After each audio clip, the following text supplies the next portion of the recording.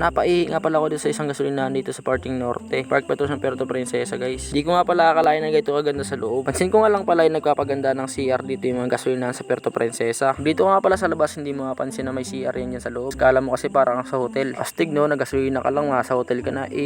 Syempre magtatanong yan yung mga nanonood kung saan yung lugar na to. Dito nga lang pala yan sa Barangay Salvacion, Puerto Princesa City, Palawan. Parting Norte guys, pa nagbiyahe kayo kung gusto niyo mag-ihi ng magandang CR, daan lang kayo dito. Naka-hotel ka na, naka-CR ka pa. O, diba? Sheesh. May napanood din nga pala akong isang vlogger dito rin sa Puerto Princesa. Binlog niya nga pala yung napagandang CR doon sa Parting Irawan. Caltex din nga pala yata ng pangalan ng gasoline station na yun. Ang gasoline station dito sa Salvacion ay Caltex din. Tingin ko nga pala lahat ng Caltex ay maganda yung mga CR ng gasoline station nila. Kaya kung ko sa inyo, mag-CR na kayo dyan guys.